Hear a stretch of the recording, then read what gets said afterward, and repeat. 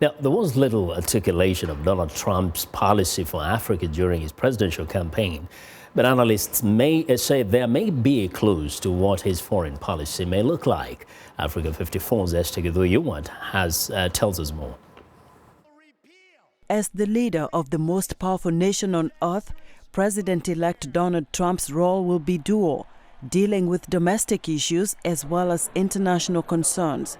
During his presidential bid, he was very vocal about political corruption, and perhaps this may shape his policy toward countries that are at war, fueled by corruption like South Sudan. I sat down with Brian Adeba, a political analyst on South Sudan, and asked him what a Trump policy may foreshadow for South Sudan. Political corruption is at the core of the problem in South Sudan. It is the cause of the impunity that we see. It is the cause of the war. It is the cause of the corruption, the looting of public coffers by top-level officials. So if we look at public corruption of politicians, of the political system, as a basis on which a foreign policy can be based, this is where Trump could focus his foreign policy on tackling the political corruption that is perpetuating conflict and other vices in Africa, and especially in South Sudan. The U.S. Department of State has issued travel advisories against South Sudan, citing ongoing fighting, intercommunal violence, and violent crime. The latest one issued earlier this month. Political analysts and activists for South Sudan say there is a looming genocide in the country, and the peace process has collapsed, resulting in mass displacement of people within the country, while others seek refuge in neighboring countries.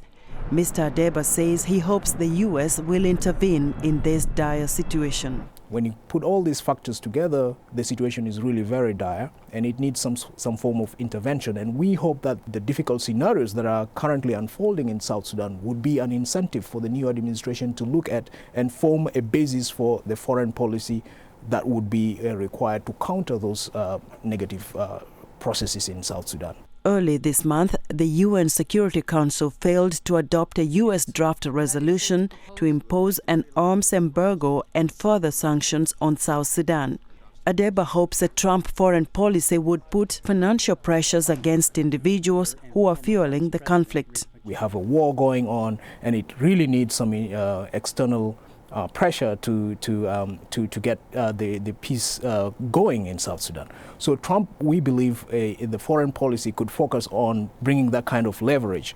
In particular, financial pressures and targeted sanctions on individuals who are perpetuating conflict should be a focus of the new administration. What do you think the South Sudanese in the diaspora and those back in South Sudan, in the country, would expect of a Trump presidency? They would expect that the Trump presidency would step in and very strongly pursue principles that can bring the two sides in the conflict to the table. Most Africans hope Trump's success as a prominent businessman who is used to initiating big deals and seeing them to completion will bring that kind of leverage in his policy for Africa, and where necessary and in partnership with the international community, exert external pressure on countries perpetuating political conflict such as South Sudan. Esther Githui Ewart, VOA News, Washington.